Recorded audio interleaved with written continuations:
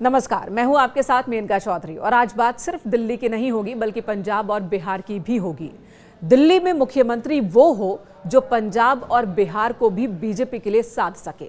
जी हां, कुछ ऐसा ही सुझाव संघ की ओर से बीजेपी को दिया गया है और बाकायदा इसके लिए फॉर्मूला भी सुझाया गया है कि किस तरह का मुख्यमंत्री, किस जाति से मुख्यमंत्री होना चाहिए जो पंजाब और बिहार को बीजेपी के लिए साध सके। अब आप कहेंगे कि बिहार में तो बीजेपी पहले से ही सरकार में है, बीजेपी गठबंधन की ही वहां पर सरकार है, फिर बिहार की बात क्यों? तो चलिए इस पर विस्तार से बात होगी, लेकिन इससे पहले चर्चा पंजाब की कर लेते हैं। दिल्ली के तिलिस्म को बीजेपी ने तोड़ दिया है, लेकिन पंजाब ठीक उसी तरह से है जैसे दिल्ली, अबूझ पहेली बीजेपी के लिए, और बीजेपी वहां पर अपना जनाधार नहीं बढ़ा पा रही है। तमाम कोशिशों के बाद भी सत्ता से बहुत दूर है बीजेपी, लगभग नगण्य भी आप कह सकते हैं, जिस तरह से दिल्ली में इस विधानसभा चुनाव से पहले थी। पंजाब पर इस वक्त सबकी निगाहें हैं। आम आदमी पार्टी की सरकार है वहां पर, उसके अंदर खटपट चल रही है।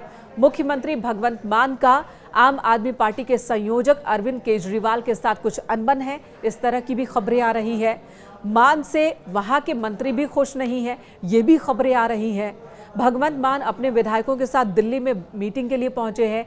इन्हीं खबरों के बीच आम आदमी पार्टी पर कांग्रेस और बीजेपी दोनों हमलावर हैं और दोनों ही कह रहे हैं कि आम आदमी पार्टी की सरकार किसी भी वक्त गिर सकती है या फिर वहां पर मध्यावधि चुनाव हो सकती है।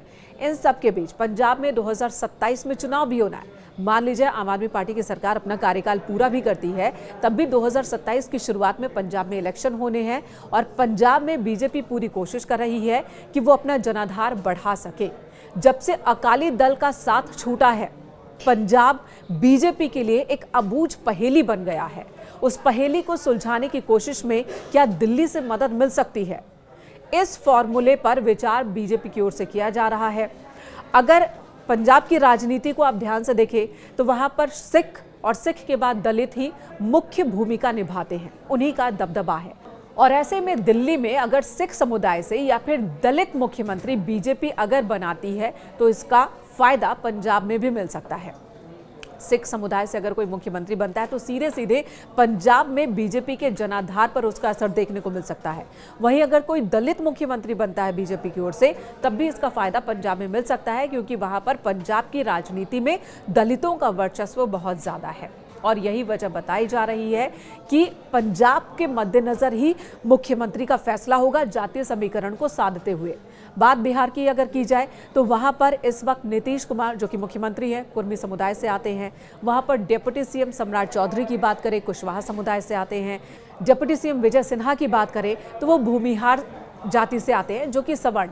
तो वहां पर भी अगर दलितों के बीच में बीजेपी को अपना जनाधार बढ़ाना है, अपनी पैठ बढ़ानी है, तो एक दलित मुख्यमंत्री दिल्ली में देकर इस तरफ वो एक और कोशिश कर सकते हैं, एक और कदम बढ़ा सकते हैं और तेजस्वी के वोट बैंक में एक बड़ी सेंधमारी कर सकते हैं। ये एक सुझाव है संघ की ओर से, अभी तक जो खबरें आ रही है सूत्रों के हवाले से, और इस सुझाव पर बीजेपी में मंथन चल रहा है। वहीं ये भी कहा जा रहा है कि दिल्ली में एक मुख्यमंत्री और एक या दो उप मुख्यमंत्री का फॉर्मूला भी बीजेपी अपना सकती है, जैसा कि उत्तर प्रदेश में, मध्य प्रदेश में, राजस्थान में और बिहार में भी अपनाया गया है और दूसरे राज्यों में भी, जहां पर जातीय समीकरण को साधने की पूरी कोशिश हुई है। अगर हम मध्य प्रदेश की बात कर ले तो सीएम है मोहन यादव जो कि ओबीसी से आते हैं, डिप्टी सीएम है राजेंद्र शुक्ला जो कि ब्राह्मण है, दूसरे डिप्टी सीएम हैं जगदीश देवड़ा जो कि अनुसूचित जाति से आते हैं। राजस्थान की बात की जाए, सीएम भजन लाल शर्मा ब्राह्मण है, दिया कुमारी राज घराने से आती हैं, तो वहीं पर दूसरे डिप्टी सीएम है प्रेमचंद बैरवा जो कि दलित परिवार से आते हैं। बात यूपी की कर ले तो यहाँ पर भी ठाकुर, ब्राह्मण और पिछड़ा यानी कि ओबीसी को साधने की पूरी कोशिश हुई। यहाँ पर ये फॉर्मूला, तो क्या इसी तरह का फॉर्मूला दिल्ली में भी देखने को मिल सकता है? क्या यहाँ पर भी अलग अलग जातियों को साधते हुए एक मुख्यमंत्री और एक या दो उप मुख्यमंत्री बनाए जा सकते हैं? इन पर अभी मंथन चल रहा है। फिलहाल जाति का सबसे बड़ा खेल देखने को मिलेगा दिल्ली में, जब मुख्यमंत्री और संभवतः उप मुख्यमंत्री के नाम पर फैसला लिया जाएगा।